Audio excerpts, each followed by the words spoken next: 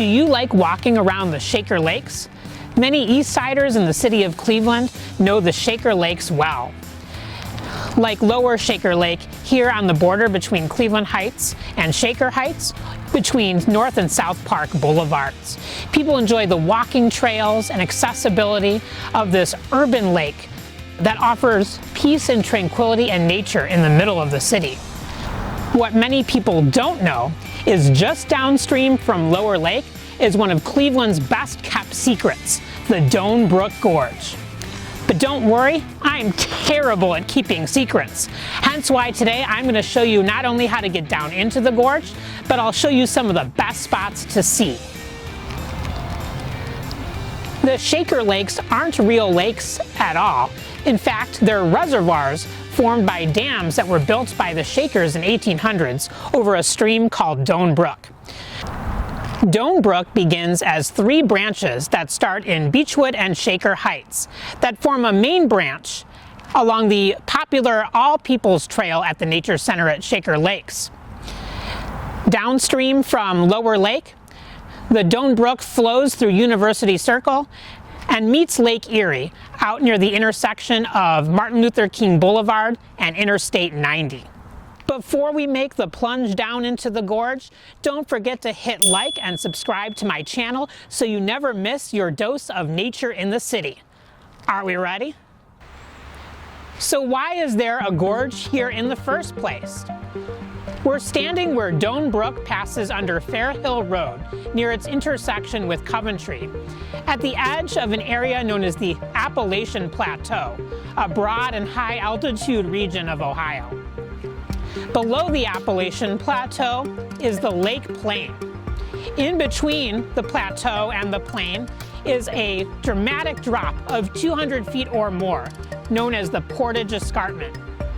Streams like Doan Brook that start in the Appalachian Plateau pass through the Portage Escarpment into the Lake Plain. And as they do, they make their tumble and fall.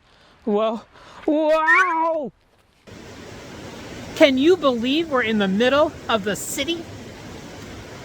This waterfall is where Doan Brook washes over Berea sandstone with shale bedrock just beneath, as it makes its most dramatic plunge from the Appalachian Plateau down the Portage Escarpment towards the Lake Plain. If you want to learn more about Cleveland's rocks, check out my video about Cleveland's Rocks Rock, which I'll link in the video description below. This waterfall can best be viewed from the Lake to Lake Trail along Fairhill Road near the intersection with Kemper in Shaker Heights. Let's keep exploring and see what's just below the waterfall here. At one point in time, Cleveland was littered with dozens of rock quarries, like this abandoned Berea Sandstone Quarry that I'm in right now, near the intersections of North Park Boulevard and Delaware Drive in Cleveland Heights. The Berea sandstone itself was formed 350 million years ago during the late Devonian period, long before the dinosaurs even existed, and when Cleveland was in a tropical, shallow delta area with overlapping streams and rivers that deposited tons of sand. That sand eventually lithified, or was hardened into bedrock, forming the Berea sandstone itself. The sandstone was buried for millions of years thereafter, and then re-exposed about 10 to 12,000 years ago by the glaciers. Doan Brook around the same time began to downcut through the sandstone bedrock, exposing it even further and forming this beautiful gorge that we see today.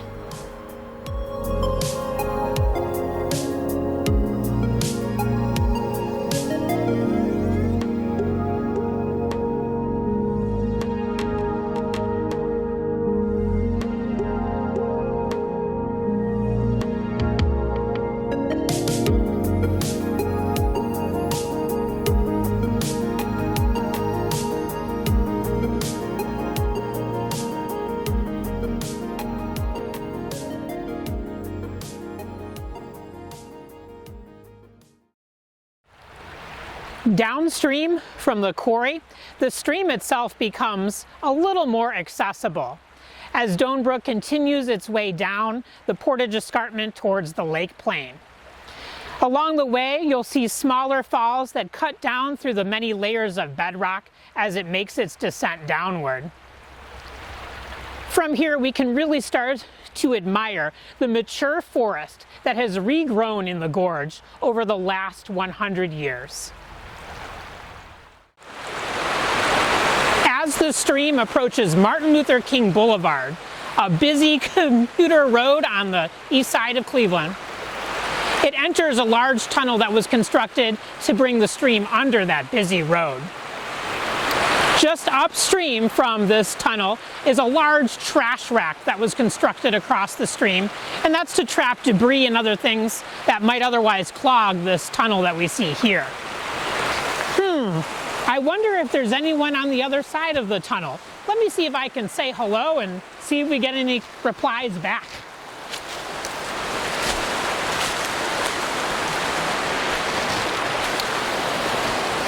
Hello.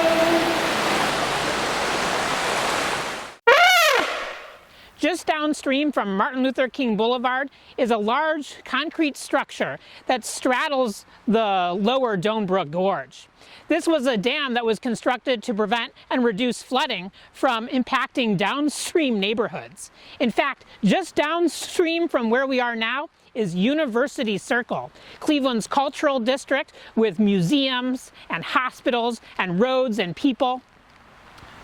In 1997, the city of Cleveland constructed this dam to try to reduce flooding in University Circle and other neighborhoods downstream.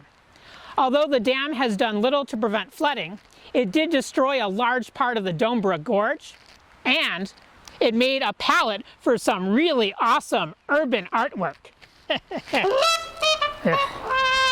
Downstream from Martin Luther King Boulevard is the lower part of Doan Brook Gorge that is perhaps the steepest and most difficult to access.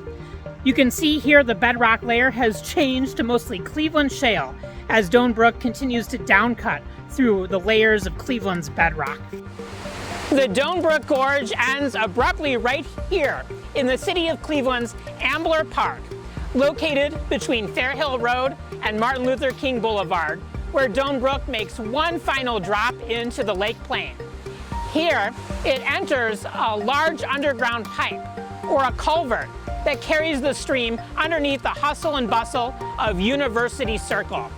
It reappears just behind the Cleveland Museum of Art.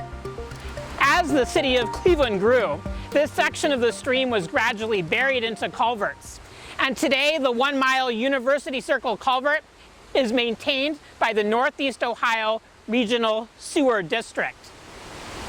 Seeing the entrance to this large watery tunnel is perhaps a reminder that we are well into the city.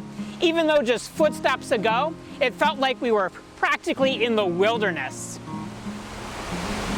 Although it is not feasible to uncover this part of the stream, we're still so lucky to have the beautiful Doan Brook Gorge just upstream, a reminder of Cleveland's rich and biodiverse past. Whew, I think that's going to be enough for today. All this hiking around the Doan Brook Gorge has made me so hungry that I just want to get home and engorge myself on some food. Have you explored the Doan Brook Gorge before? Do you have any memories or adventures you'd like to share? Let me know in the comments below. The Doan Brook Gorge is a place that needs our tender love and care, as it's a site that's highly impacted by urban development. It's going to take all of us to contribute something so that we can bring back as much of the original Doan Brook Gorge as we can.